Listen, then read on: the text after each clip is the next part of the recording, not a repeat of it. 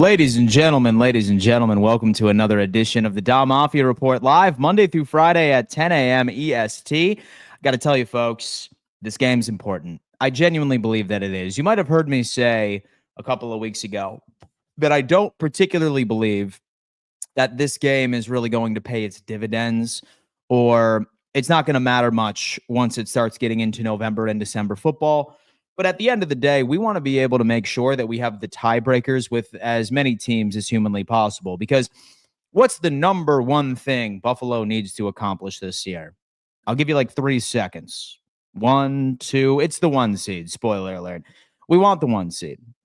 And we look at some of the potential threats to us not achieving that 1 seed. One of which, of course, is the team that is coming into Orchard Park this weekend, and that is the Baltimore Ravens. Same thing with the Kansas City Chiefs. I know all of us are going to be watching adamantly on Friday evening, hoping that Harbaugh, Herbert, and company can take care of Kansas City. I doubt it. Let's not hold our breaths here. However, I'm very excited to unpack some keys to winning this game and also hearing a completely different perspective.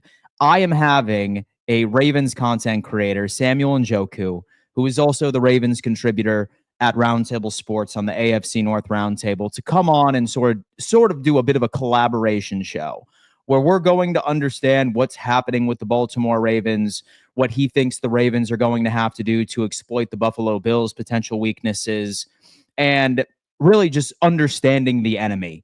Maybe understanding a couple of players we're not all too familiar with, because my goal on this channel is to make sure that all of you guys stay as informed as humanly possible. Sam should be joining us here in about 15 minutes. I'm super excited to welcome him on. I ask that you show nothing but respect to the guy. He does a great job. This is not going to be a trolling hour or anything along those lines. This is nothing but information gathering for Bills Mafia. As you're coming in, please do me a favor, hit that thumbs up sign, subscribe to the channel if you haven't had an opportunity of doing so already. And as always, do me a favor and hit that thumbs up sign. Let's go ahead and propel it out to the YouTube algorithm and let me know where you are tuning in from. What corner of the United States, what corner of the globe are you tuning in from? I don't care if you were a lurker right now and you just tune in and listen to me and don't contribute in the live chat. Just go on ahead. Do not be shy. Let me know where you're tuning in from. And let's give a proud shout out to some of our sponsors of this evening, because without them, there would be no Don Mafia show, right? Number one, it's the fans. And number two, it is our sponsors. Shout out to our good friend, William Mattar, the #1 car accident attorney in the state of New York. If you are hurt in a car, you better have it ingrained in your mental to call William Mattar at the phone number on the screen.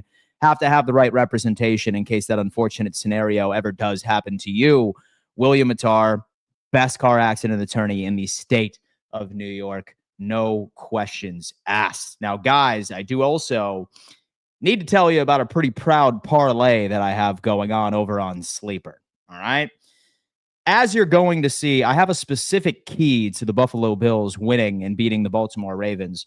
And finding a weakness for Baltimore is very difficult because they have an incredible defense. They are like top 2, like when it comes into run defense, great at preventing third down, solid secondary.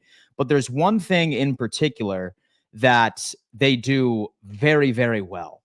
And that just so happens to be, well, excuse me. One thing they struggle with is stopping running backs in the receiving game and stopping tight ends in the receiving game. Last year, they were one of the worst in the league for preventing running backs in receiving yards. And they also struggled tremendously when it came down into stopping tight ends. So this is what I ended up going with today over on Sleeper. Dalton Kincaid has a more or less over or under 32.5 yards. Look, like we look at some of the matchups that Baltimore is going to be bringing to the table right now, folks, right? Like we look at what they're going to be bringing to the table. And with Jair Alexander against Keon Coleman, we don't even know if Keon Coleman is going to be playing, right? Like with that groin injury, we're going to unpack that here shortly. But I think Dalton Kincaid is going to get his share of targets. And look at this absolute steal. James Cook over 10.5 receiving yards. Give me a break. That is the easiest money I think I have ever seen in my entire life. And on top of that, I ended up utilizing the Joe Burrow over 0.5 passing yards. I'm not sure about that one, folks. Will Joe Burrow throw for over half of a passing yard? I mean, we'll see. What I want you guys to do is, say, for example, you are in to some sports betting, and I know half of you are degenerates anyway. Go on ahead and download Sleeper. Link is in description. They're matching 100% of your first deposit all the way up to $100 as long as you use code Don Mafia. I ended up putting down $10 for this. $10 wins me 55 if, for example, all three of these hit. And I got to tell you, I'm feeling really confident about this. So shout out to Sleeper, again, for being a proud partner of this show. And let me know when you download it and send me some of your parlays. Let's conspire together and let's get this money, if you know what I'm saying. Guys, do me a favor right now. Roll call in the chat. Where are you tuning in from? Do not be shy. All right. It is game week. The NFL season starts this evening. Let's pump up the energy as we welcome in Sam here in just about 10 minutes so we can understand this game. Guys, do not be shy. Let me know where you're tuning in from. Let's go. We have a Ravens fan in here. Kyle, what's going on, man? I hope all is well. Nashville, Tennessee is in the building. Windsor, Ontario. Lumberton, Texas, right here. Tom, what's going on? Texas forever, brother. Olean, New York is in the building. Tom Cook from Buffalo. Tom, I hope everything is going well on your end. Sweden is in the building. How was Coleman? We're about to be unpacking this injury report here in a second from our good friend Thigh Doctor, who ended up actually putting out a tremendous reaction to the report yesterday. Let's see what else we got here, guys. Where are you tuning in from? Windsor, Ontario, Oakland, California, 15-2. Worcester, Ohio is in the building. Nashville, Tennessee, Chattanooga, a lot of Tennessee here. We have Dearborn, Michigan. Dearbornistan is crazy. Rochester, New York is in the building. Allentown, New York. San Antonio is in the building. East Buffalo in the building. DJ Finesse, what is going on? It sounds like you're off today, because I do know that you work in South Buffalo, my friend. So I hope you're having a wonderful day today. I really, really do. But all right, guys, let's go on ahead and unpack the elephant in the room. I did unpack this during my afternoon stream yesterday. Say, for example, you guys want to be locked in when I stream. Have to make sure you have those bell notifications on, because on Mondays, obviously, Monday through Friday, I'm live at 10 a.m. But then sometimes sporadically, I go live during the afternoon. Sometimes it's 4 o'clock. Sometimes it's 5 o'clock. So if you are not subscribed, just turn on those bell notifications so you never end up missing an update. But we have an injury report that I feel like we need to discuss. And like last year when we saw that the key injury that we saw from the Buffalo Bills all year was a wrist injury. That was the epidemic. I think largely it had to do with getting our strength and conditioning coach fired. Not that I agree with that. This is my buddy Sean, who watches this show quite often. He left a comment yesterday saying, I never blame the training staff. Neither do I. It's really luck when it comes into injuries for the most part. But there is a groin epidemic going on in Buffalo. Now, what does this mean? Because we're seeing some players right here where I think some of us are a bit concerned about it. We have Benford with a groin injury. He is limited. Based off of all the beat reporters that I've heard yesterday, sounds like he looked good in practice. He's probably gearing up to play. Will he be at 100%? I suppose we're going to have to see. But he probably should be okay. Keon Coleman, groin injury. He was also limited in practice today. Now, why I'm suggesting this, let's go on ahead and talk to our buddy Thigh Doctor, who is regularly in the building, and he regularly ends up giving his insights of what is happening with this overall injury report. And I think this is something that we should all agree on here. Thigh thoughts. Groins take 2 to 3 weeks. That is from a medical professional himself. It takes 2 to 3 weeks. So what's the question mark? When did Keon Coleman suffer this groin injury? When did Benford suffer this groin injury? When did Tre'Davious White suffer this groin injury? I think we know when he did, right? So when he was carted off of the field, maybe it was a bit more severe than we initially anticipated that it was. Benford on track to play. Trey pulled up hobbling, more severe, a.k.a. needs another week. So it sounds like Thigh Doctor is not too confident that Tre'Davious White is going to be able to start at CB2. So who's going to be starting? Is that Dorian Strong? Maybe it's Jamarcus Ingram. Who earns that right? And then last but not least, Coleman listed limited might be new. If his groin injury is relatively new, he would be considered doubtful for Sunday, meaning we would be seeing a little bit of Elijah Moore. Maybe we see a little bit of Terrell Shavers going out there. He's going to be fitting the mold. I think that's what we need to look at. Anyway, let's go ahead and see what we got. We have DJ Finesse is in the building, right? The training staff ain't the ones on the field. Absolutely. It's how it is. These groin injuries are absolutely crazy. Look, so when it came into injury reports and when it came into injury news during training camp, I feel like we're in a better position. And as far as key players potentially out on Sunday for the Ravens, surprisingly enough, the Buffalo Bills are in, I'd say, a similar situation. I don't think that the Ravens have an injury advantage to the Bills because so they're already without Isaiah Likely. They may be without Patrick Ricard. I suppose Jair Alexander is still up in the air of whether or not that they're going to attempt to rush him back from his knee injury. Who knows? But we will see. John Gruden didn't think White is going to play. RK is coming in. This defense is worse than last year. We have RK coming in. Look, that's why the good Lord makes us play football games, right? Because I feel like that there's two different schools of thought here.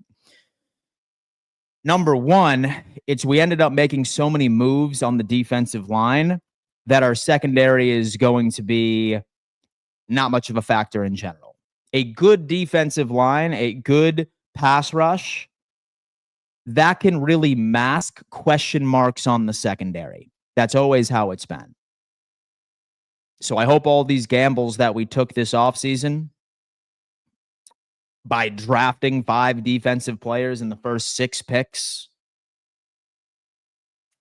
maybe TJ Sanders and Deion Walker have something to say about it. They're chomping at the bit. I got to tell you what, I look at the Baltimore Ravens offensive line, right? And I do see some favorable matchups, at least on the interior. So I think that we can maybe win in that capacity. I do like Benford against Bateman, but it's next man up. And one of the biggest weaknesses for Buffalo last year was lack of depth. And we don't know if that was addressed. And quite frankly, we don't know. But we're going to see. We're damn going to see. We have DTN spending my morning watching Don Mafia before classes start. I appreciate that. Thank you, my friend. He's a Patriots fan, by the way, and he's always in here showing us a little bit of love and rocking with us. They can't run the 2 tight end sets and run the ball without Ricard. They struggle to run the ball from 3 wide receiver sets. Kelvin Shepard is coming in with a fantastic take. And I'm actually very excited to talk to Sam once he gets in here and hear his thoughts on that. That's going to be a great thing. Will Poyer start? No, I do not believe Poyer is going to start. I think that he likely won't be elevated all season. Starting safety tandem is going to be Cole Bishop and then also Taylor Rapp, at least from the beginning. What's up from Quebec, Canada? Go Bills, Juice 81. I hope all is well. Thank you so much. Last time we played the Ravens, we blitzed more than usual. We also moved to a base defense from nickel at a much higher rate. And do you think this will be a part of the strategy this game? Probably not, due to the fact that they have so many question marks on their run blocking scheme in general. Like Kelvin just said, right? Like they can't run out of 2 tight end sets. And same thing with Ricard. He may be out too. Plus, we have a fully ramped up Matt Milano and a fully ramped up Bernard ready to play. So I think we're probably going to revert back to our normal defense. RK, I'm still dumbfounded how McDermott is considered a defensive coach when his team has been carried by his quarterback for the last 5 years. Well, we're going to see. Man, listen, what not better than a time to prove everybody wrong, and it all starts on week 1. Roger Clark, just contain Lamar. That, dude, you know what? And so I wish that it was easier said than done. You know what I mean? It's easier said than done. Statement on Madden, the Ravens playbook has a very few formations that don't involve extra linemen and tight ends. It's so weird. Without Isaiah Likely, I'm kind of curious to see how they're able to run the football as effectively as they can. So Derrick Henry is going to be able to succeed, right? But what about RB2 and RB3 over there? I think that's the question mark for us. Josh Allen, left ear. I'm a Lightning fan. Sabres have been sad for 20 years. Thank God we have the Buffalo Bills. At least some form of consistency and joy. Coleman has a groin injury. Trey and Benford have lower leg injuries. I'll tell you what, Trey actually has a groin injury according to the official report, which is interesting. We're ready, Dan. I know we are. Man. Let's see. Will Henry have 100+ rushing yards? I don't know.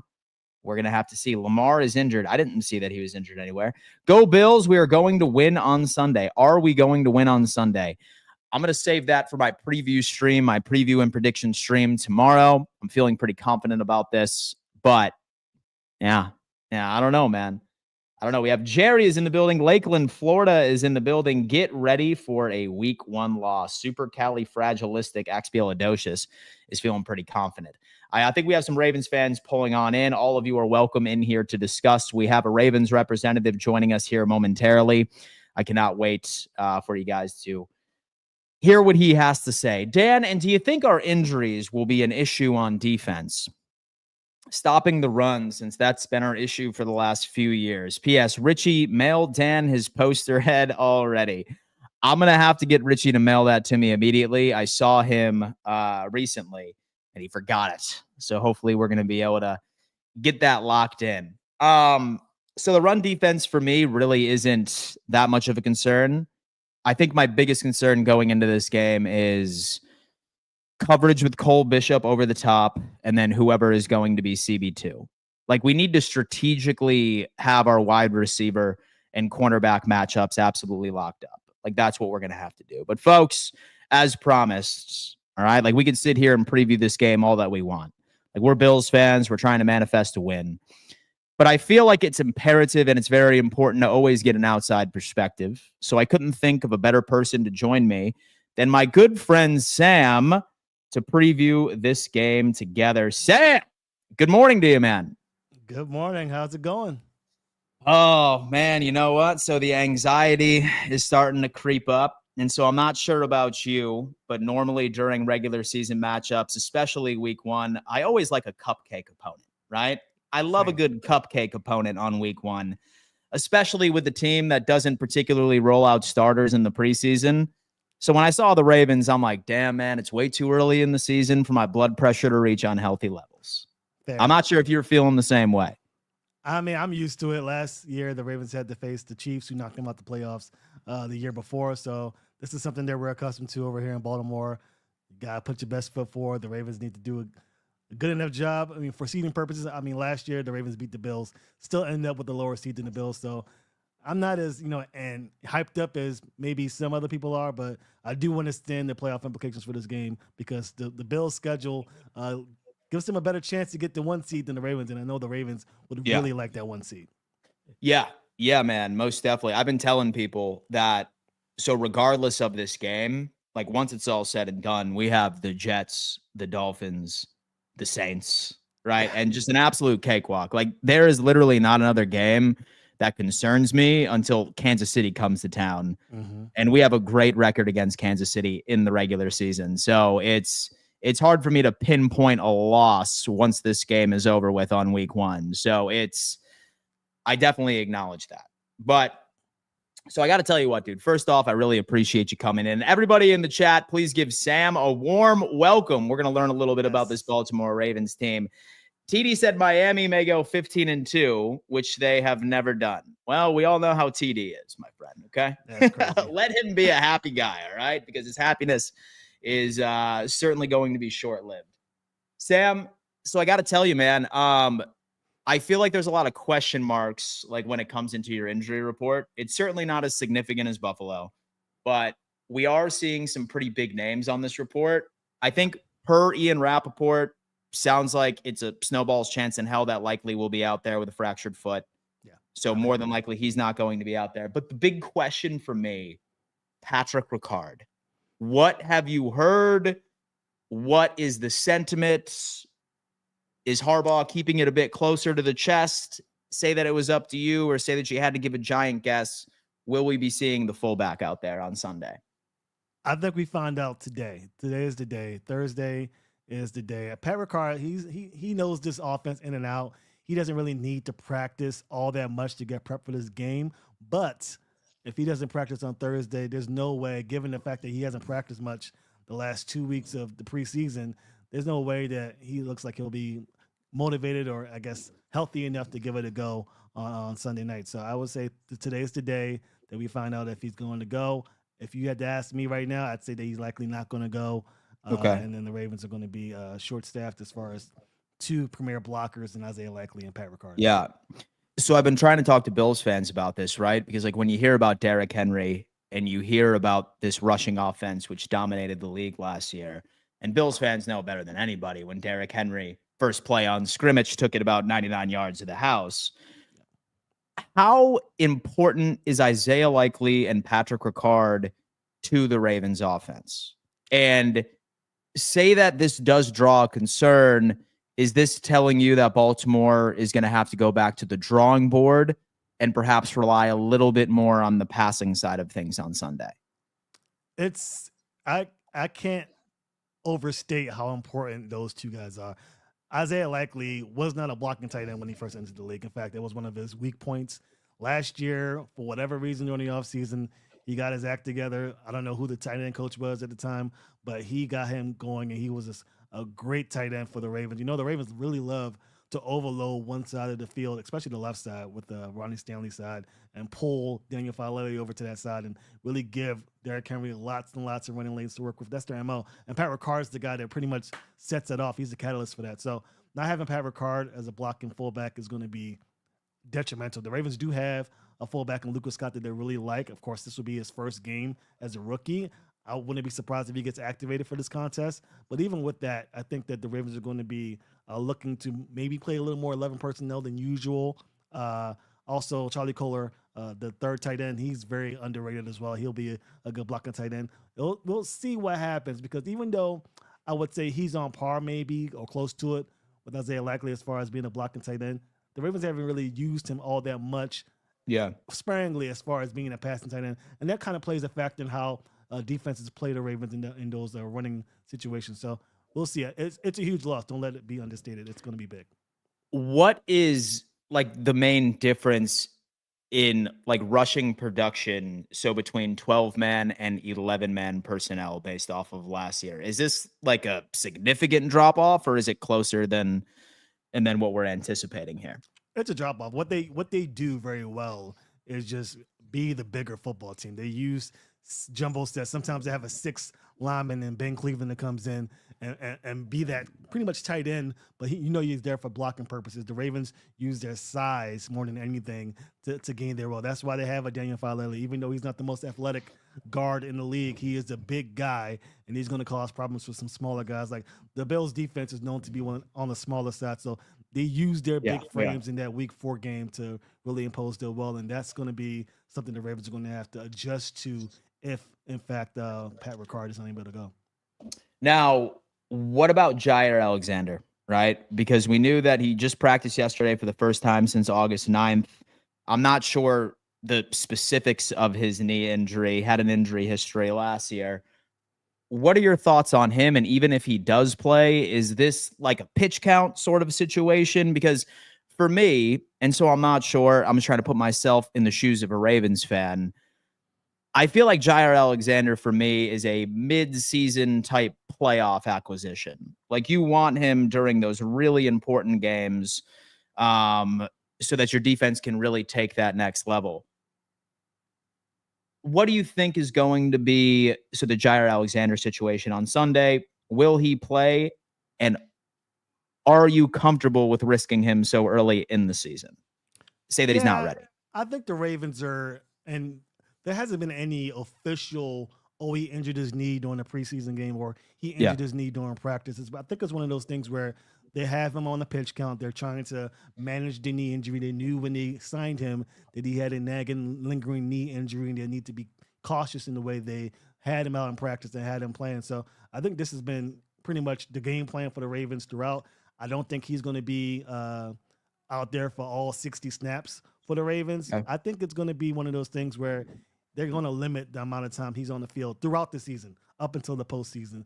I think they really want him out here for Week 1. Obviously, the playoff implications speak for themselves. But I'd be surprised if he's there for more than half of the snaps for this contest, even if he's active for the game. And so even if all three of those players are not playing, like this Ravens offense and this Ravens roster in general was certainly very busy during the offseason. It's a loaded roster, have continuity at the coordinator position. So it's obviously causing a lot of stress for Bills fans. But I got to ask you, all right? I have to ask you, what are some weaknesses on this team, right? Like what I've been looking at, and let me know if you think I'm off base on this one. And please let me know if there are any other weaknesses I may have missed. Sure. For me, if Alexander is not out, more than likely we're going to see a woozy. I highly doubt that TJ Tampa is going to be getting the call for week 1, right? I'm not particularly seeing that. So I specifically like that one matchup, whether or not that it's Keon Coleman, whether or not that it's Elijah Moore, particularly picking on the perimeter corners for me. Humphrey, likely going to be on Khalil Shakir. So I'm not seeing Shakir getting many targets. I think Josh will probably stray away from him. I find it interesting with Malachi Starks. He is a rookie. He was dynamic in Georgia. I'm a big Bulldogs fan, big Starks guy. But I could see Josh trying to go on ahead and also pick on him a tad. And then I'm also looking at the receiving capabilities of our running backs. And so one of the few things I think that the Ravens did struggle with a tad last year was stopping running backs in the receiving game. And then also our tight end utilization.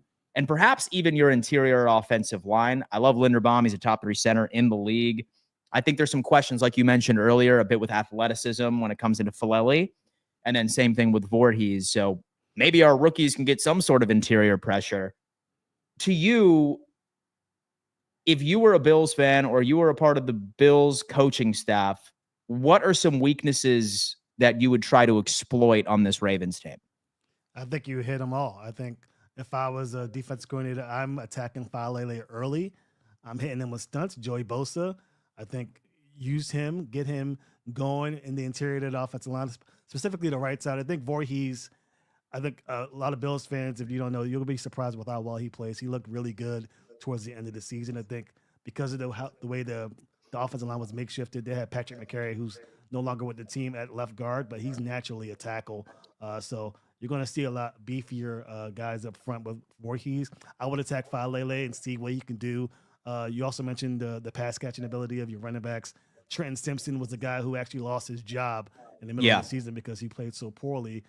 He's getting another crack at that starting job opposite Roquan, so maybe attack Trenton Simpson that way, and also Malachi Starks. Yeah, I'm a big Malachi Starks guy. I was big on him prior to the draft, but he's a rookie, and he's in a big-time game, first football game, being on Sunday Night Football. If I'm Josh Allen, if I'm Sean McDermott, I'm attacking him early. I think the Ravens may try and shield him from someone that was attacked. I don't think they'll have him in many situations, but there's ways to scheme one-on-one matchups with safeties, and I think the Bills will be better off doing something like that to get Malachi Starks going and really test the secondary that's been so touted prior to the season. So Hamilton's probably going to be in the box quite a bit on Sunday, you would imagine, right? Yeah, I mean, I think that the Ravens, if I were the Ravens, I'd play a little more too high safety look here. But we know coming into this game, you got to stop the run. You got to stop James Cook. You got to stop Josh Allen. So a lot of that's going to be keeping 7 or 8 guys in the box, and that means punk Kyle Hamilton up. But that does, in fact, leave Malachi Starks in that one high. He's on top. He's vulnerable in that situation. But, yeah, I think Kyle Hamilton will be that guy as well to be in the box. And that's where he's most comfortable. That's where the Ravens like him to be. They didn't really have that in the second half because of the play of Eddie Jackson and Marcus Williams. But with Malachi Starks, I think they feel more comfortable keeping him in that box. All right. So let's switch. So we switch up vantage points here. Based off of everything from the Bills, I'm not sure how much you've been keeping track of where we stand as far as injuries. Big missings that we have right now. Like we obviously lost our first round pick in Maxwell Harrison in training camp. He's on the PUP list, or he's on the IR. He's not going to be back at least until week 5. Yeah. Trey White, the next man up, he's still listed as did not practice with a groin injury that he suffered a couple of weeks ago. So we're likely going to be running either a 6th-round rookie and Dorian Strong as CB2 or a special teamer by the name of Jamarcus Ingram, who's made like a play here and there, but that's something we're pretty concerned about. Benford is dealing with a groin injury. Sounds like he's okay. He should be out there. I would feel comfortable with him on Bateman. And then there's a lot of question marks about our second-year safety and Cole Bishop, who has once again for the second year in a row missed the vast majority of snaps during the preseason. So with all things considered, what do you think this offense in Baltimore is going to do to this defense? What is their game plan? What are they going to want to attack? That's a very good question. Now, we mentioned Pat Ricard's likely not going to play. Isaiah Likely's definitely not playing. I would love it if the Ravens started to run the football, do what worked the division around the playoffs. The Ravens didn't run any read option. Lamar Jackson was not a threat with his legs because they didn't scheme him to be a threat with his legs. So I would love to see some misdirection on the part of the Ravens. And that the field was frozen too, so the field was frozen. Yeah, that did have something to do with it a little bit. Yeah, but yeah, I think that the Ravens would be better served running the football. A lot of Ravens fans think the Ravens should run, 3 receiver sets, take advantage of the fact that you got Trey White there. You don't have Hairston. Even your other cornerback was, I think, limited with the groin injury as well. Benford. So, Benford. So I am optimistic that if the Ravens aren't able to get things done through the ground, because I think Milano, unsung hero for that division round, he was all over, very aggressive at the point of attack. Mark Andrews had his hands full blocking him as well. So if they can't get things going with the run game, I think the Ravens may pivot to the pass, but I'm still not comfortable with that, especially considering, even though DeAndre Hopkins is a Wally vet, this is his first game with the Ravens. Really. He hasn't played any preseason action. So we'll see. I think running the football should be the main focus, but if not, the Ravens may have to pivot to that 3 receiver set. So give me some of your X factors, and particularly names that maybe Bills fans are not particularly familiar with, right? Like when we think of the Ravens, it's obviously Lamar, Derrick Henry, of Kyle Hamilton. Like who's a name on this roster, both on offense and defense, that we should look out for that maybe we're not familiar with, but we damn sure will be by the end of Sunday? Yeah, Keaton Mitchell, probably the running back for the Ravens on offense. He is a fast running back, change of pace back. He played late last year, but he was still dealing with that ACL tear. He didn't have that burst. He has that burst back, and also a lot strong. I think he built 5 pounds of muscle through the offseason, so he's a strong, fast back. There'll be a nice change of pace for Derrick Henry as well. So watch out for him on offense, as well as Charlie Kolar. I know Isaiah Likely's out, but Charlie Kolar is still the type of tight end, more closely mimicking Mark Andrews in terms of being that Wally veteran. So he may be due for a few targets. On defense, I mean, take your pick. There's a lot of guys to look at. I would say Mike Green, the pass rushing specialist. He's not going to start in this game. I think Dafe Owe and Calvin Noy will still be the 2 main pass rushers, but they'll put him in obvious passing situations, and he has a motor that does not stop. I think he'll be a good test for Josh Allen, because I know Josh Allen's very hard to tackle, and he's very aggressive at the point of tackle. So it'll be an interesting dynamic between those 2 players. I'm sure they'll meet on the field sometime on Sunday. Oh, man, I'm starting to sweat already.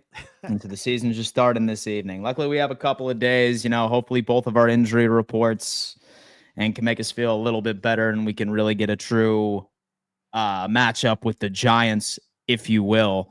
All right, man. I definitely want to be respectful of your time, so I think we're going to wrap this segment up with a final score prediction and a hot take as well. Okay. So final score prediction. I think the Ravens eke out a win. My concern will always be Josh Allen. I think there's only 3 or 4 quarterbacks in the league where it doesn't matter what team you're on. If you got him on the center, you got a chance, and that's Josh Allen. And James Cook. James Cook is going to be an issue. I look back at the wild card round between the Broncos and the Bills. Broncos had a great defense as well, and the Bills just absolutely just destroyed them from start to finish. So that is my big concern for the Ravens. But I think I think the Ravens eke out the win. Let's go 28-20. Hot take. I think that Joey Bosa is going to have himself a day. I just have this feeling that Joey Bosa is not as, long in the tooth as a lot of people think he is. I think the Bills are going to do a decent job of getting him active, and the Ravens will need to adjust pretty quickly. So he's my main concern if I'm really thinking about it based on the matchups that I have for this game. Got it, man. Well, you know what? We're all going to be waiting patiently for this matchup. And then we're going to have to link up afterwards to discuss some things here and there. Guys, Sam is on the AFC North Roundtable, very talented content creator on Instagram. He's on YouTube. He's all over the place, man. Breaks down the Ravens wonderfully. I need you to start ripping into Zim, though, man. I know. Everybody's saying that. Dude, man. Holy hell, man. Yeah, he's good. Dude, he's been coming after me on Twitter for the past 3 weeks. Strong words from a guy that hasn't done anything since 2021. I know. That's Zim for you. I'm sure when you guys play each other this year, Bills and Bengals? We do in December. Oh, yeah. I can't wait. Yes. You guys need to link up. That's my CTV for sure. Yeah. He's been on one this year. Oh, man. We'll see what's going on. Hot take, I have the Browns beating the Bengals. And that's just not me being a hater either. I just think that their defense is about to smother them and their historical slow starts. Don't be shocked. No one thought the Patriots were going to beat the Bengals last year either. And that was a bad Patriots team. Yeah. So watch out for Myles Garrett to see blood out there on Sunday, man. Okay. I'm putting in the list of parlays.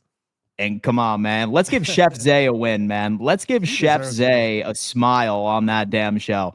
Guys, we have the AFC North Roundtable. I'm going to link that in the description. I'm also going to be linking Sam's channel in the description as well. Do you typically do live, so the play-by-play reactions, or not so much? No, not so much. We do post-game work with Kevin Ostrick and Kadri Ismail, Ravens fans who know him very well, former wide receiver. We do post-game shows after that, but I try not to do it. There's so much content out there for Ravens fans. So I try to let them get their share, and I just sit back and watch the game.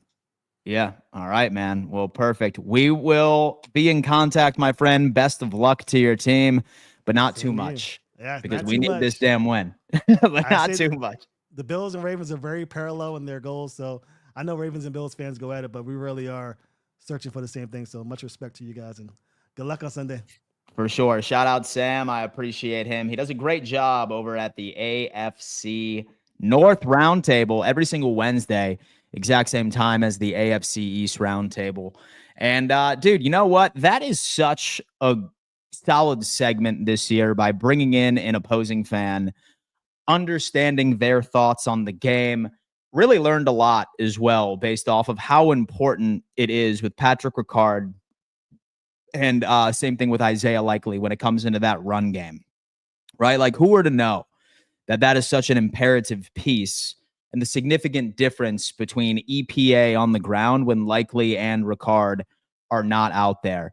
Sounds like, according to Sam, he's not very optimistic that Ricard will play. So that's an X factor. But granted, this Buffalo Bills team has their share of weaknesses too. We're probably going to be rolling out a Madden-generated player as CB2 on Sunday. Is Lamar going to target that person? I would hope so. Say that I'm an offensive coordinator. That's probably my first look, is absolutely cooking, whether or not it's Dane Jackson, Ingram, or a 6th-round rookie in Dorian Strong. Let's pray that Benford can be out there, not only healthy, but as close to 100% as humanly possible. My X factors for the Ravens and players I'm kind of worried about, he touched on it too. It's Keaton Mitchell. He's fast, dude. He's really, really fast. Sort of how Ty Johnson is the James Cook is the exact same thing as Keaton Mitchell is the Derrick Henry. It's like lightning and thunder, right? And sometimes and oftentimes it's very difficult to plan against a 1-2 punch like that. I'm staying optimistic that what we just learned from Sam is that there is a significant drop-off when you're missing 2 of your best blockers. I don't think that the Ravens are going to trust this tight end 3 to go out there and run those 12-man sets and Ricard not being out there. So how effective can they run the football without their bread and butter? That's the question. But then again, with Lamar Jackson, dude, he's a quality passer, right? He's going to identify some weaknesses in the secondary, and hopefully we end up making plays. Some of us are worried about Dorian Strong. Some of us are worried about cornerback tackling capabilities. Guys, I got to tell you, tackling for a cornerback is very rare, right? It's either you have a solid tackling cornerback or you have a solid coverage cornerback. Very rarely do you see a cornerback excel in both of those categories. That's only the elite of the elite, and they are paid accordingly because of it, right? So what makes me feel good is that we do have Matt Milano out there. He's a solid tackler. He's good in coverage. Same exact thing with Terrell Bernard. and we have two safeties. While we can sit there and criticize Taylor Rapp with his coverage capabilities, one thing you can't really criticize Cole Bishop for is his ability to come downhill, be aggressive, and tackle. So I think this might be a pretty solid game plan. Man, my energy is through the roof.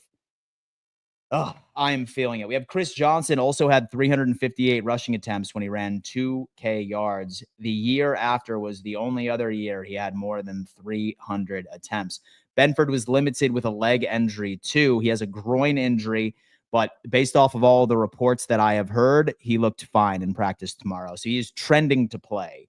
That's not confirmed, but all signs are pointing in the direction that it's not as serious. It's good that we saw him as limited. If Tre'Davious White is a do not practice today, I think that we might as well start to accept that we're going to be seeing a Madden generated player playing at the CB2 position. And we just better hope that our linebackers can pull some weight as far as coverage and tackling capabilities. That's kind of where I am at least. However, what I would like to do here, guys, I'm going to open up the Garage Beer Hotline. Say, for example, you were unfamiliar with the Garage Beer Hotline. I like to welcome in fans to get something off of their chest. What is on your mind about this matchup? What is on your mind in general? Feel free. Do not be shy. I offer this to all of my followers to come in and tell me what is going through their mind about a game on Sunday or anything across the NFL. It is completely free thanks to Garage Beer. Beer tasting beer, best beer on the planet. And definitely go check out our good friends Garage Beer. They are absolutely incredible. 280 of you are in the building already. Let's go on ahead and light this up. 159 of you are on YouTube, guys. Let's pump this like button up to exactly 159 like buttons. We want to make sure that we get as many Bills fans in here as possible. Because let's be honest, if you're like me, I have been pacing back and forth, all right, thinking about this game on Sunday, thinking about matchups Buffalo can take advantage of. It's a big time of anxiety. So say, for example, you'd like to call in thanks to Garage Beer. It's entirely free. So feel free to go on ahead and lock that in as we let in our first caller of the day. Steven, Light of Truth. How you doing today, man? Hey, good morning, Dan. I'm really blessed, doing great. So Good.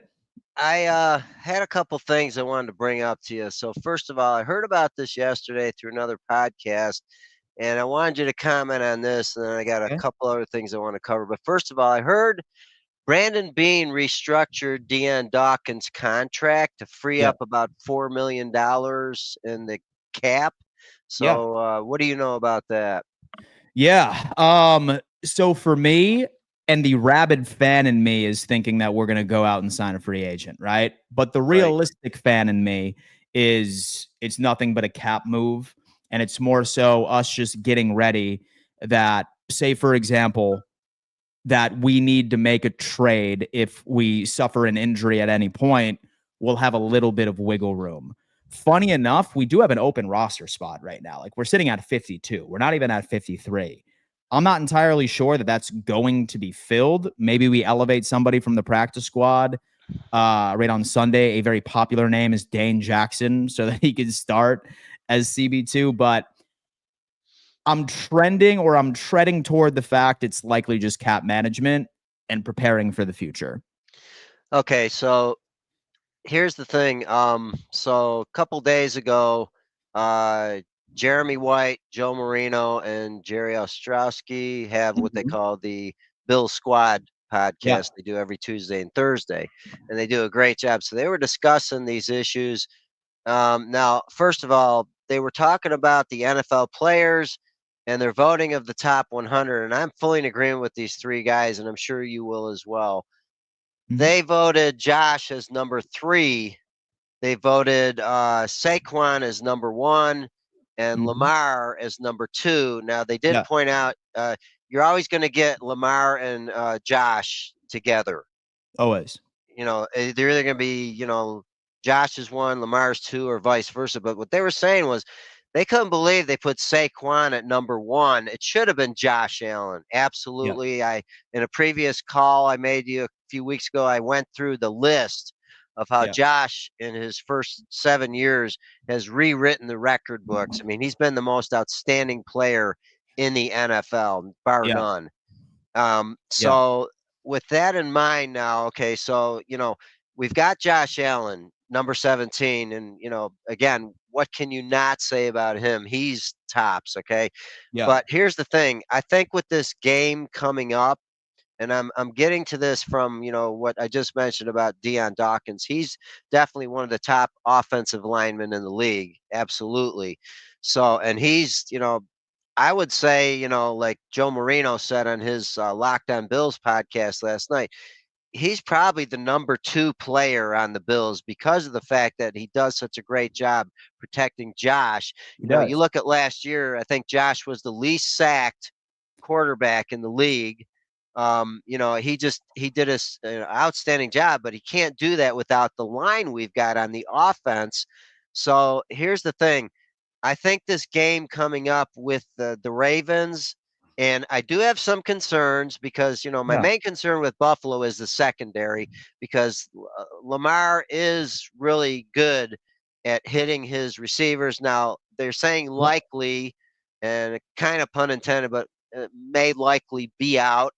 But they've got Zane Flowers, and Yeah. they've also got Andrews. And I think Andrews is going to have a real opportunity with likely if he's out to really step up and kind of make up for what he didn't do in the divisional game. Yeah. But the thing is that I think this game is going to be won on both sides of the ball in the trenches. The Bills defense, and I wanted to ask you a question with this, okay? The Mhm. defensive line, okay, we got Carter that's now out for the season. We do have Oliver and Jones who are top of the line. And then we got Joey Bosa and Rousseau for the Yep. ends, okay? So Mhm. we got a great offensive or defensive line. Um, so with the Bills defense, absolutely number one, you got to put pressure on Jackson.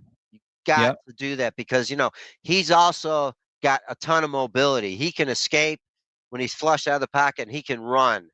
He can run the ball, but of course then he's got Derrick Henry, who's the number 2 running back in the league, and if he Yep. gets past the front line, he's Yep. gone. It's going Oh to be yeah, he's a hard to freight stop train, him. man. Yeah. Right. So my question is, out of the defensive, out of the defensive line, who do you see as the key to putting pressure on Lamar and stopping Henry? Surprisingly enough, I would probably have to go with one of the rookies in between TJ Sanders and Deion Walker, right? They are going to be fresh, likely only seeing 20 to 30% of the snaps. And they have probably one of the best interiors to test out their first week in the NFL. Obviously, Linderbaum, he's one of the best centers in the NFL, but the left guard and the right guard, while quality and run blocking, have a bit of lack of athleticism when it comes into pass protection.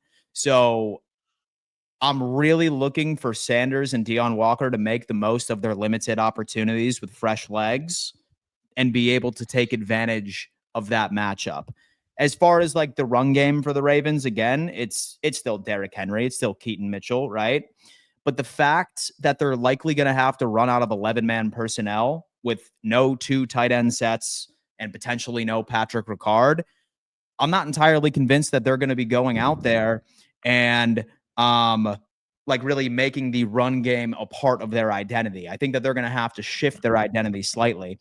But yeah, dude, big game from Sanders, big game from Deion Walker is what I'm Okay. calling for. And so one more quick thing I just want to mention. So last night, I was watching Joe Marino's Locked On Bills podcast, and he was talking about going over statistics. And this really, it kind of surprised me. He was talking about Josh Allen. Now he got the MVP, but he was talking about, and I've mentioned this before to your call in here. Josh Allen last year, his long passes was not a factor at all. No. Okay. I think this year, and he was going through, I mean, the statistics was just horrific for Yep. for the quality player that Josh Allen is. So what I think, and I'd like to get your response to this, with the core of receivers we now have, Shakir, Coleman, Mm-hmm. and I was really glad to see that Shavers got on the roster, Yep. and of course Cole, and then And then Samuel, I guess maybe he's still questionable with the injury. And so with that group, and then Palmer, I have great hopes about Palmer. I think he's got great potential. He's a veteran. So with that receiving core, and then Moore, he can be a great player as well but I think he's the least of the receiving core that we have. So my question is, do you see Josh Allen with this amount of weapons? And of course, um, Joe Marino brought in about how now we've signed Gabe Davis on the practice squad, so he's the 9th receiver behind Yep. the other 2 receivers on the practice squad. So he's saying, don't make too big of a deal about that. He's still injured. He's got that ACL. But the thing I'm saying is that, do you see now, of course, we got Cook, we got Johnson, we got Davis for our running team, and Gilliam if he's needed, and of course Josh Allen for the running game. And I expect to see a huge part of the offense. But the passing game, do you see Josh Allen upping his long passes? Yeah. And particularly for getting touchdowns that way this season. Yeah, man, for sure. Last year, I think the main issue as into why Josh Allen was nowhere nearly as effective with his passes downfield had to be a limited personnel set. Now we have that, right? Like we have 2 wide receivers that have been able to make that type of separation added to the roster, and Elijah Moore, same thing with Joshua Palmer. I still think that we're probably still going to be a heavy dose of the death by 1,000 paper cuts, but I do see his effectiveness with that new personnel being added completely changing everything. Thomas, and Steven, I appreciate you calling in, man. Thank you so much. Thank you. Thank you, Steve. Steven is one of my favorite callers in here. He comes in, he brings the heat. Let's welcome in Max, who's been waiting patiently. Max, what up, dude? What's going on? Hey, man, living the dream. What are you up to today? Nothing. Resting. Got a broken foot, so can't really do much. Holy hell, I'm sorry to hear about that. So how did that happen? I'm a soccer player. Okay. So just happened at practice, and I don't go to school because I'm trying to make it pro. So Oh, nice. really You're homeschooled. Kind of. I'm graduating early. I go to school for about like 2 hours a day. Okay. For 4 days a week. Word, man. Well, rest up. I hope that this anxiety for the game coming up is not keeping you up too late at night. But what's on your mind, dude? So yesterday, you were talking about how I like the idea of Jabril Peppers on this team. You were talking about how you kind of thought it was redundant, and I was talking to my dad about it, and he's worked with a lot of football teams, college and professional, but. You're kind of talking about how, 2 downhill guys might not be the best option. Yeah. But if you look at it, Jabril Peppers is one of those guys who's like exactly like Taylor Rapp, and that might not be redundant just because he's also everywhere. And I think that he definitely has some underrated off-ball, coverage. Yeah. So, and the restructuring of Deion definitely brings some questions as if like, are we going to make moves? Probably not. But it opens an area up for, okay, do we want to go get somebody like Asante Samuel or Jabril Peppers, or one of these guys who has been questionable but can still offer something? Yeah, man, most definitely. So the Bills currently have an open roster spot, right? Like we're not at 53, we're at 52. So when Deion Dawkins got restructured, that was my first thought. I'm like, oh shit, who are we targeting? I think right now, so the Bills are in a very sense of desperation almost, and it comes from the front office where they need to make Cole Bishop work, right? Like they need to, and they are going to absolutely beat that dead horse until they are proven right or wrong. So I would love Peppers to be added. I do agree with you. I do think that he brings versatility, but I think we also need to account for the fact, like, sure, like we want to get these X factors. We want to be able to get a player that's as dynamic as Jabril, at least on paper or at least on theory, or maybe we want to roll the dice on Asante Samuel. I just think Buffalo is in an interesting position where on the cornerback side of things, they just really invested in that corner room. So they're just like, all right, let's see how this investment works out. And we have a really easy schedule minus this Ravens game coming on Sunday. And they're hyper fixated on making sure that Cole Bishop works out. So I would love Peppers to be on this squad. I'm just not entirely convinced that Brandon Beane feels the same way. That's kind of half of the reason why I have been saying all this. Yeah, I can see that totally, especially just since the past few years we've drilled the secondary. And like with what happened with Kyer Elam, I could see where questioning can come in about, is Brandon Beane really smart with drafting a secondary if these other guys aren't turning out? I know, but, right? I could definitely see that he wants to put trust into it to his guys. But I guess we'll see this upcoming week. Yeah, man, most definitely. What are you thinking about this game, dude? What's your final score prediction? You think we walk away with a dub? Yeah, I think we actually blow them out here. My guy, dude. That's the energy I need. I don't think it's close at all. I think we're gonna come in and just run through them, like with how I love it. Just how everything plays out. Like they always start slow, and I'm not gonna say we start fast usually, but I just think with all the anticipation, especially this year, I think we're gonna run through them. Dude, you know what? I love it. Folks, you heard it here from Max. It's a blowout against the Baltimore Ravens. My God, I would be so obnoxious for a week if that happened. Max, I appreciate you, brother. Heal up and feel free to call in anytime. Gotcha. That's my guy. Shout out to Max. He's showing a little bit of love. And Jared's been waiting patiently backstage. He's outside taking a walk. What's good, Jared?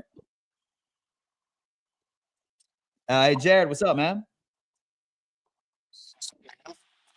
And so service might be a little spotty on your end. Yo, what up? You there? Oh, hell yeah, man. Your service is a little. Yeah. It's better now. What's up? I was just calling in. I've been wanting to talk to you for a little while. I've been watching you for a couple of years. I like your opinions on the Bills. Thank you. I just want to say, like, everybody talks about Josh Allen like he's not the greatest quarterback they've ever seen play. And I just want to know your opinion because, like, to me, I watch him and it's like I'm watching, somebody play with cheats on Madden. Like, this dude's jumping over people. Like, you know what I mean? Yeah. So I'll tell you what, Jared, and this is an argument that I've been having for years, and sometimes it gets exhausting me defending my point here. But I feel like a lot of people confuse team success and individual success. They feel like that's linear. They feel that if a quarterback has a bunch of rings or that the QB has the head-to-head, although, again, I don't believe that wins are a quarterback stat. I never will. But what Josh Allen has been able to do last year specifically should have silenced all doubters, making him the best individual QB in the league based off of what he was able to do with a lackluster roster. People quite literally have the audacity to come on here and completely deny the fact that they were not shitting on our wide receiver room all off season in 2024. Being like, and so the Bills are cooked. They lost all these defensive players. This team is going to be lucky to maybe win a playoff game or maybe not even win a playoff game in general. When you can be top in the league for points per game, well over 30, number one in the league with playoffs included, with that type of supporting cast, it's absolutely insane. I think Jared might have hopped off real fast, but it goes in. Jared, I appreciate you calling in, my boy. I hope you were able to hear my response here. And, but yeah, like, I genuinely feel that people mistake team success for quarterback success. That's not the case. It's all about individual. Here he is. And so I'm not sure if you heard me there, Jared, but yeah. I did hear you. Cool. It just cut out for. Yeah, can you hear me? Yeah, loud and clear. Okay. Yeah. Cool. Yeah, I feel the same way about it. And everybody's talking about Mahomes this and Mahomes that. Well, he had a couple of 5,000-yard seasons, right? But the only reason why he had that success is because he had Tyreek Hill. Yeah. You know what I mean? After Tyreek Hill left, his stats just went completely down. Yeah. Mm-hmm. And I don't hate Mahomes, but to me, he still hasn't proven that he's a elite quarterback that can play with a lackluster team. Well, so I will say that Pat is elite for sure, right?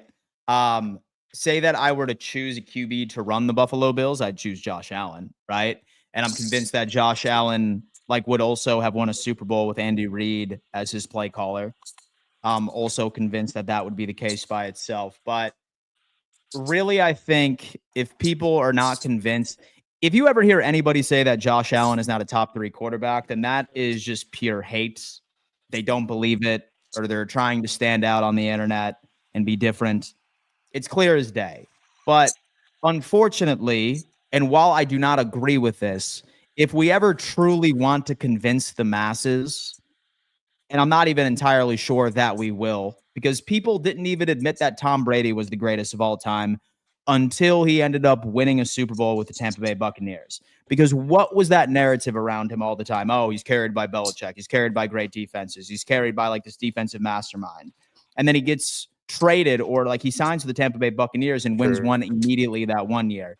So as much as I hate to say it, I know that Bills fans know that Josh Allen is the best hands down QB in the NFL. He's had seasons where he's had well over 4,000 passing yards, right? He's had 5 seasons in a row, 40 plus touchdowns. No one's ever done that.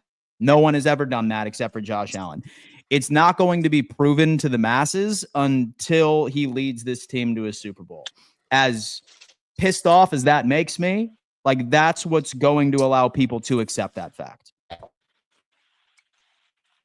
Yeah. Yeah, for sure. That's what. Yeah. But hey, Jared, listen, man, I appreciate you calling in, showing a little bit of love. Let's let in the next caller, DTN. Big game against the Raiders this week. What up? Nothing much, Dan. Just, now living the college life. Just going back to getting ready for the NFL season. It's going to be a blast, I've got to say, for both the Bills and the Patriots, I would say. And basically for the entire AFC East, or all the teams, basically. Yeah. So I want to continue from Max's call about how Jabril Peppers could somewhat be an asset for the Bills secondary, considering that. Yeah, he came from the Patriots. He didn't make your 53-man roster. Tell me your thoughts on Jabril Peppers, because this is actually some very good information I would like to hear from your perspective. Yeah, so basically the only connection I can think of when it comes to coaching staff and player wise is that your cornerback coach, Mike Pellegrino, who was our ex-Patriots cornerback coach. So basically there's a bit of connection there. The other factor is the reason why the Patriots let go Jabril Peppers, which was definitely our fan favorite of ours, is because he was basically our physical guy. So basically Mike Vrabel likes safeties who are good in coverage, and basically Jabril Peppers doesn't fit the style that Mike Vrabel wants, and so he's more of what Belichick and what Jerome Mayo once and he likes more of the physical safeties, and I don't know if the Bills need more of a physical safety so can get after those tight ends. Basically have him and Taylor Rapp do all the dirty work and let, I would say, Cole Bishop develop more. Yeah. So I don't know if that's what Brian Babbitt wants for the defense or what Sean McDermott wants for the defense. Yeah. Yeah, man. We're going to have to see.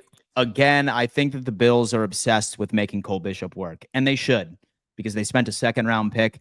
And I really think that this team's identity and this team's overall thought process is not going to shift in bringing in additional safety help unless it's proven that Cole Bishop is not that guy. DTN, I appreciate you calling in, man. Brady is online. We're going to react to this. And as always, next time I will keep you on a little longer, man. Thank you for your patience. That's fine. I need to get ready for classes anyway, so. Thank you, my dude. I appreciate that. Shout out to DTN. Let's hear what Brady's got to say. I felt confident going into last season. I feel confident because of the guys that we have. We have a great coaching staff, the players that I get to work with. I believe in what we do here, and I believe in how Bean being evaluates and bringing guys in to kind of fit what we're looking for. And so I don't think you're ever in a comfortable setting, right? You're always trying to find ways. You got to get better. I got to get better. Our offense has to get better. But my approach and my mindset, I kind of feel the exact same way going into the season. I'm excited. I'm ready to see these guys kind of go out there and do what they do. From an offensive standpoint, what have you seen from this revamped defensive line and the way that they've been able to grow from rookie mini camp, but going against your Yeah, I mean, there was obviously there was a focus on improving that offensive line clearly, and it hasn't been fun going against them, right? We've added some a guy like Joey Bosa with his experience and getting to see him just live in action. I'm happy that he's on my team and not having to go against him anymore, at least, especially in practice, and then seeing those young guys come in. I like that. I like the depth of that team or that unit. But again, it's all those things you're going to get a feel once you get out there. We've been going against each other every single day. We know how each other rushes, how each other blocks. Now it's about, hey, how can we apply it now going out on the field? No different for our offense line and some of our young guys like Jackson Hawes, right? He's been an absolute stud, in the run game for us now. How's it going to look like when he's out there? So I'm sure it's the same thing for the defensive line. Speaking of Jackson Hawes, you guys ran jumbo more than any other team last year. With the addition of him to the mix, how does he factor into you guys deciding to go heavier up front? Yeah, he was. Look, I know it's the tight end position, especially coming out of college, is one where it's a lot of just like receiving tight ends, and so that was so exciting watching Jackson Hawes because might be, and I don't want to ever just like put a guy into like, hey, he's a blocker, but he's the best blocking tight end we've evaluated. The way that he kind of comes out, and so it makes life a little easier for us. We hope in terms of at least game planning, knowing, we don't necessarily always have to put a jumbo out on the field, right? But he's been everything we've wanted. Again, he's a rookie, right? Just like all this, we're going to get a feel of the action as he goes out there. But, Hawsey's been great. He's learning. And when you go and get to block Joey Bosa and Greg Russo every single day, you're only going to continue to grow. And excited about, his growth. And excited to watch him go play football on Sunday. What challenges do the Ravens defense present? Josh mentioned yesterday their entire secondary is still with Yeah, I mean, they've been a great defense for such a long time, right? I mean, I know from Josh's standpoint, obviously in the pass game, but really at all levels of their defense, they don't really have a lot of weaknesses, right? And that's why we had the opportunity to play them in the playoffs last year, right? You don't get to the playoffs without having that. And obviously I think, and they've improved their unit. And so, they obviously drafted D-line, drafted some in the secondary. And so, there's not really a weakness to the defense. And as always, you're going to go into a season, you really can just go off of what they did the previous year, and you're going to have to figure out a way to adjust and adapt as it kind of goes. But it's going to be a great opportunity, a great challenge for us. When it comes to Cook and Shakir signing extensions this offseason, how rewarding is it as a coach to watch those two not only just grow in their skill set, but grow as young men and leaders of this team? Yeah, it's look, I obviously wasn't good playing football, and so I had to coach. But one of the greatest rewards is seeing the guys that you love, you care for, you want to do everything, seeing them have success. That's everything. And so, seeing those guys, I've had an opportunity since I've been here. I saw them when they were rookies, and seeing their transformation, their growth, and then to be rewarded with the contract, and then to, I know you guys might necessarily see it all, but just see how it hasn't changed either of them. And I'm so grateful that I get to coach those guys. But I love that, nothing's kind of changed for them. And that's why they're a part of us. And that's why we're hoping that they're going to have another great year, just because they don't really change their process since the rookie year to now. It's pretty impressive. How important is physicality to your approach to coaching offense? Yeah, it's a lot of people always put physicality as a defense, but like, there's no reason your offense can't be a defensive philosophy, like, just what I mean by that is, like, people are always kind of saying, hey, offense has to be this, you want to be explosive, you want to be fast, and then defense, you're going to be the physical, but the physical group, but like you don't have to always have that approach, right? Like, we want to obviously put the ball down and have a physical game. And we know that the outfit that we're going against this weekend feels the exact same way. Right. And so, it's you can't ask for a better opportunity to start the season, to, great teams, obviously off of last year. We're both going to have to earn it this year. But the physicality, that's usually how the game kind of goes. Right. You don't look at the scoreboard, and usually the most physical team wins. Where have you seen growth from Brady Davis year 2? I think the biggest thing is just learning. I think I might have spoken on this a little bit, but just learning the schemes. And I know that sounds obvious, but really the nuances to all right, I know my assignment. I'm an offensive player. I know on this play, the run is to the right. But now understanding the defense of how the defenses play. Okay, we're playing the Baltimore Ravens. They might play, their D line might play like this different than last week, and how the offensive line is going to approach the blocks differently. And, just him asking the questions and him understanding that element of all the things that look like, hey, we're just running the exact same play, but yet it's very different week to week. And so it's been cool to see him now. Last year was just like trying to figure it out, where now it's like slowed down kind of. And, he was such a huge part for us last year. And so excited to see now him take another step, year or two, just like Keon. Has missed a lot of time over the past couple of months now for him to be healthy and back out at practice. Like, how is he looking, and what are you looking forward to him to start the season? Yeah, look, I think the perk is I've obviously been with Curtis for a while, right? So I know the value that Curtis brings. You felt him in the playoffs last year, right?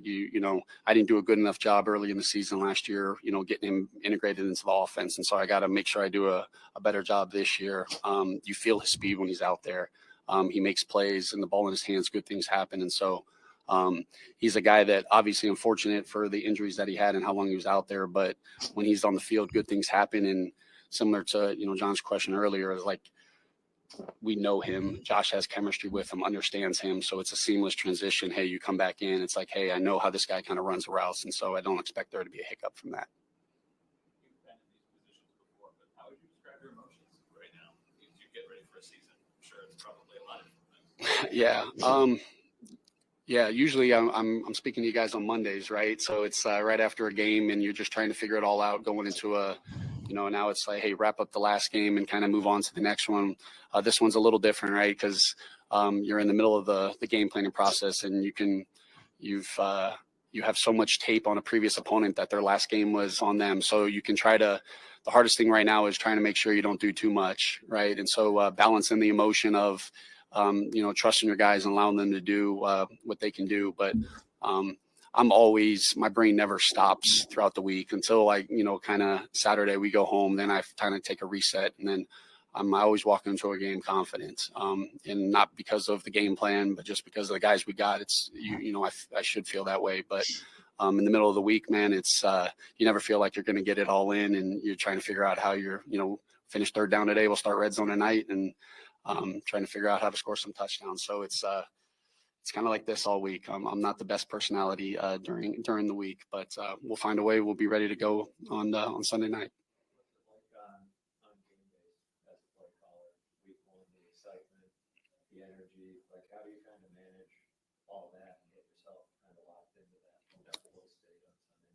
Yeah, look, I just like ask our players, it's my job to, my biggest fear is not being prepared. And so sometimes that can be a negative, right? You can almost sometimes look at too much or try to overthink things. But there's nothing greater than being able to call plays, right? And I get to go out there and do what I love, with the guys that I love. And so, I'm excited. I know you can see it with the great energy I'm bringing right now, but I'll be excited. I'll be fired up. But then once you go up into the box, man, and you're as calm, focused, and you're trying to get into that flow state and try to fight and get in the rhythm of the game and how the pulse. But it's going to be an incredible environment, right? You're at home, high mark. I mean, you got to embrace it, acknowledge it. It's the reality of what it is. But once the ball kicks off, everything kind of gets silenced right there, and we're just playing football. And I got to make sure I'm doing a good job of getting a feel and a pulse of the guys as the game's going, knowing that, hey, the first game, there's going to be some natural, anxiety, anxiousness, and then eventually slow down and we can play some football. Everybody has a different definition of flow state. All the players talk about being in flow state. What's the flow state for you? That's a great question. I'm still trying to figure it out.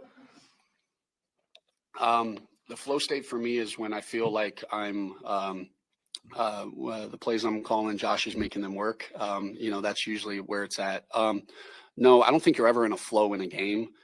Just because, hey, you think you're in a rhythm and you're rolling, and just because a play, as soon as one drive's over, you're kind of rolling for the next. So I think the biggest thing is just staying present, knowing that there's 60 minutes of a game. Like, to me, you're whether you're in a flow or not, there's so many peaks and valleys of a football game. And if you try to get too high, too low, you can start bad, but it's like, okay, we didn't start strong. Let's figure out what we got to do. And so to me, really, it's just making sure my flow is just not changing my process, and knowing that I got a long game, until that clock strikes zero, man. They have an opportunity to win the game, and so do we. And so I'm still trying to figure out that flow. Awesome. Thank you, guys. All right, ladies and gentlemen, we just heard from Joe Brady. I got to tell you what, so not a lot of tidbits. It's your typical coach's speak, if you will. However, one thing I did like to hear is that he is high on Jackson Haas. He is high on this tight end that we got in the late rounds in this previous draft. Quality blocking tight end. Does he get significant snaps on Sunday? Because I got to tell you, right? So this run defense in Baltimore is very good. Is Jackson Haas about to see a lot of opportunities out there so that we can implement that run game and get James Cook going, get Ty Johnson going? I'm convinced right now that our running backs are about to be very busy when it comes into the receiving side of things, because that's a weakness for Baltimore. And that's something I think that we need to exploit. But the fact that we heard a little bit, it's some solid stuff. Some solid stuff right there, man. I can appreciate that. Last caller on the Garage Beer Hotline, my boy DJ Finesse. Are you off today, my friend? Yeah, I'm off. What's going on, man? You working today or you off? I'm off. Can you hear me? Yeah, man, loud and clear. Yeah, I'm at the crib just chilling. Hell yeah. Hell yeah. I saw you in the car a bit earlier. I'm glad you were able to tap in with me. What's on your mind? I want to first say I appreciate you for getting on every day and dealing with some of the fans we got, because they be asking you some dumbass questions, man. And I don't know how I'm about to be like, he about to stop taking questions with the questions y'all asking. Nah, man. Listen, I'm fine to entertain any question, man. No dumb questions on this one. I entertain it all, dude. But hey, I appreciate the love, man. I really do. And did you ever talk to that TD dude? I don't know. I might not be able to listen to that podcast, the other podcast, because he was talking crazy about us. So the thing is, and he's not logical. Like, I understand that you don't gotta be a fan, but you ain't gotta hate and say, "Well, they're gonna miss the playoffs. They're only gonna win 9 games." Like, bro, be real. The Dolphins is not winning more games than us, bro. Yeah, no way. And of course, with the Miami Dolphins losing to the Colts this Sunday too, I think that's probably gonna dry his tune a little bit. But no, dude, I'm not sure if like this is your first time being familiar with TD, but it's like Groundhog's Day, bro. It's every single year for all preseason. This is where he is, but eventually he gets humbled. So the second that we put belt to ass on week 3 on Thursday Night Football, he's not going to say anything for the rest of it. So I just be patient. Worst case scenario, say that you wanted to take a break until after week 3. He gets much better. He's like, say that you want the real take from TD Finstock, you have to go watch his own channel, because he's an entire different guy. Like, he shits on the Dolphins more than I've ever seen. So I think he just does it for entertainment purposes. It's frustrating, but yeah. And so that's him. And one more, I think Jackson Haas, do you think they're going to sneak him out for some passes? I mean, dude, listen, we got to be able to have something up our bag. You know what I mean? Because like, I could only imagine that, say that I'm the defensive coordinator, like you're thinking that Palmer is going to be involved. You think that you're going to be seeing a lot of James Cook. So we're going to need to see one of those offensive game plans where we implement somebody that they are not prepared for. So I hope so, but I'm still super excited to see what we can do in the receiving side of things with the running backs. I think that that's the key to winning, is getting James Cook involved in the passing game. I thought last year, remember, we used number 70, Alec Anderson, a lot. I thought they was going to do it like the Patriots, how the Patriots used to sneak the tight end, the dude out in the playoff. Yeah. The Patriots, they're the reason why they have to acknowledge the person is eligible. Yeah. Dude. So I need a good offensive game plan. What are your thoughts on this game, man? How you feeling about it? And so you think we walk away with a win? I think we could get that L. I mean, we could get that dub. Oh yeah. If we can, Hell yeah. like I said, if we can stop the run and don't give up too many big plays, because and Jabril Peppers, like people are like, well, we should get Jabril Peppers. Like, no, he obviously got cut for a reason. Like, let Cole Bishop and Taylor Rapp get in there, get a chance, and then a couple weeks, and then see what we got. Yeah, man. We have an open roster spot right now. I don't see us filling it prior to the game. And like I said, dude, like they are gonna make damn sure that Cole Bishop is the answer or he's not the answer. I Because can they live need with to that. see what he can do. And I'm hoping that he is. You know? I think we're Let's gonna go dub though. I'm going to the game Sunday too. Oh, hell yeah, dude. Well, certainly let us know the experience and the environment. I hope you walk out of there with a smile on your face, my friend. Nah, for real. All right, dude. All See right, you, bro. DJ. Appreciate that. Shout out my boy DJ Finesse. Always coming in, quality caller. Guys, that was the Garage Beer Hotline. I offer it to everybody that tunes in. Do not be shy to ever come in on the Garage Beer Hotline, ladies and gents. All right? If not, I totally understand. I appreciate all of your contributions in the live chat.